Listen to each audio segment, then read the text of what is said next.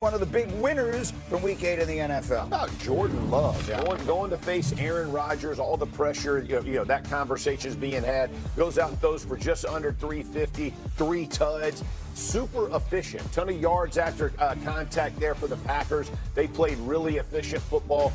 If Love continues to progress this way, right, the kind of the sky is the limit here. So you got to like what he's doing, but in that pressure moment, I thought he really stood up and stood the test. Graziano, give me a loser from Week 8. It's got to be the Bengals. You have a 2-touchdown lead in the fourth quarter on the Jets, who have not won a game all year. You have to put that game in your pocket. Bengals win this game. They're 4-4 and a half game back of the reeling Pittsburgh Steelers with some hope that Joe Burrow's coming back in December. You would have loved to be in that position. Instead, that inexcusable loss to the Jets. They're not out of it, but they're going to wish they had that one back. I agree. It's an absolutely terrible loss. Maybe the worst loss of the season so far. J-Mac, give me a winner. I got Jonathan Taylor. I was in the building that Jeff Saturday built. Yes, sir. The entire crowd was chanting MVP. Yes. This guy has been unbelievable this season. He is chasing LaDainian Tomlinson's touchdown record. And hey, the way he ran against the Tennessee Titans, if he could play them more, he would 100% Yes, he get would. that right. He's on pace for 1,800 yards and 29 touchdowns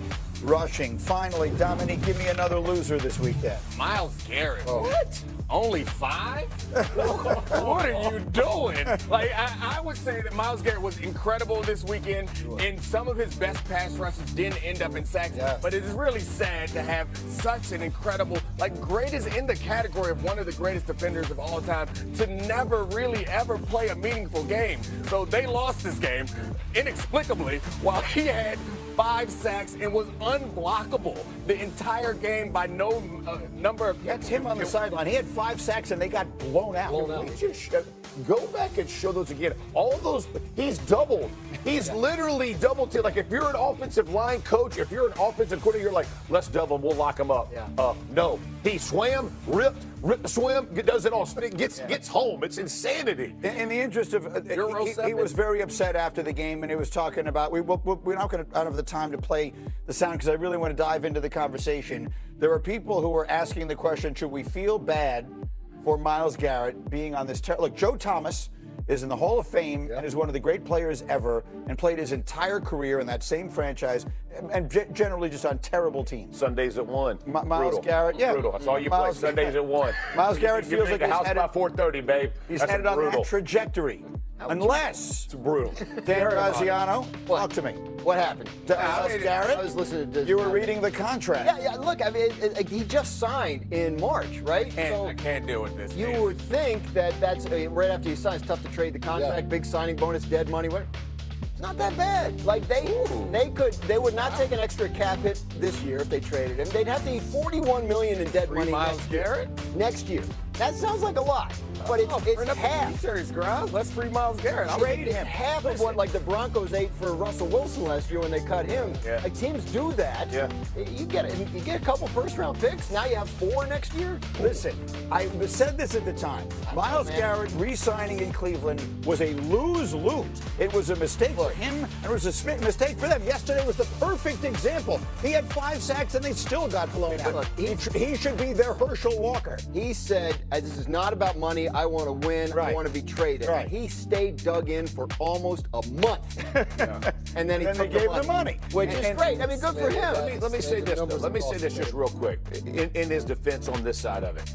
When Joe Flacco, that I guarantee you the bill of goods sold to him was, remember when Flacco was back here, remember what we did offensively, you're going to be the defensive side of it. They had different expectations, Stefanski and Flacco. So I get what you're saying now, but we're looking at this thing a little bit like hindsight's 2020 because he had seen what Flacco and Stefanski, and if the defensive side carries their weight, potentially you have a much better team. I just think that his vision of it looked differently. I just hate that the foundation of this argument is that we force players to make some sort of choice between winning, or we make it so Myles Garrett can't be upset because they're losing because he got a big check. Right. He deserves all that money and probably deserves more Yes, than he he's does. getting. Yes, I hate the idea that we're saying like, oh, you can't complain, you can't be upset that you're losing because you signed back with this team. This defense is ridiculous. They're one of the best in football. Yeah. He's doing his part, and it's fair for him and any other player to have an expectation that the team is going to be competitive. It's not fair to say just because you took the check, you can't be mad. Other thing to remember, when they signed him in March, they're still trying to get a stadium built. They need like a face of the franchise guy. They got that stadium deal now. Yeah. I guess it's coming. Free him. Trade them. It benefits them. They're going absolutely nowhere with him. So trade him, get a king's ransom, and start building from there. Okay, we are so good. just getting started on this. J-Mac, if I were to say the Denver Broncos are going to win the AFC West, do you believe it or not? Ooh, Green, you kind of hit a no. I'm going not on this one. And I want to believe it. I really do. But did you watch the Kansas City Chiefs last night? They just look that good with Patrick Mahomes and Travis Kelce looking like the old Travis Kelce. This Chiefs team, the way this offense looks, and Steve Spagnuolo still has the defense playing at an extremely high level. They are the team to beat in the AFC West. I agree, although the Broncos are playing very well, but we have sneaky, potentially huge news on the Broncos. Dan Graziano, what is that? Cornerback Patrick Surtain, the reigning defensive player of the year, suffers an injury in the game against the Cowboys that could keep him out a while. Adam Schefter reporting last night that he's expected to miss multiple games and could be a candidate for injured reserve, which would require him by rule to miss at least 4 games. And one of those is against the Chiefs. Kansas City, yeah. They have 2 games, then a bye, then the Chiefs. Yeah. So if he goes on IR, he would miss that game. Obviously enormous. Let's keep it rolling with Believe It or Not. Graziano, if someone were to say the Vikings made a mistake letting Sam Darnold go, do you believe it or not? Not yet, but if things still look like they do in the Vikings quarterback situation a month or 2 from now, then I think it's time to believe it. Because look, J.J. McCarthy was the bet that the Vikings made. They not only let Sam Darnold go, they let Daniel Jones go, who they had in their building as well, because they believed J.J. McCarthy was ready to take the reins of a contending team and a roster that has spent more money, or a team that spent more money on this year's roster than any other in the league. J.J. McCarthy's under a lot of pressure the rest of this year to look like that guy. It was nice of you to say not yet, but I mean, it is the time now. He's asking the question now. If the question is asked now, you have to believe it. We haven't seen enough of JJ. We've seen enough of this team to recognize that they are in a Super Bowl window, and they had a quarterback that we felt like gave them a chance at least to make the playoffs and make a run. Right now, they don't even look like they're going to make the playoffs. And no matter who's at quarterback, they haven't looked good. So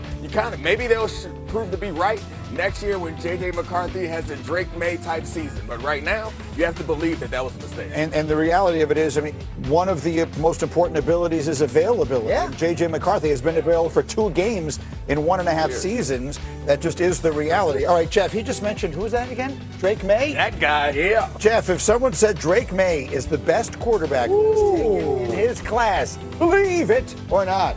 I got a little believe it, right? I can't do it with my chest. I can't do it with my chest yet. Just a little believe it. Not yet. Whisper believe it. Yeah, like I believe it, right? I mean, my Tar Heel is, listen, best deep ball thrower in the league right now. Josh McDaniels has done a tremendous job with this young player. He has played fantastic football. This team is hot. They're playing good football.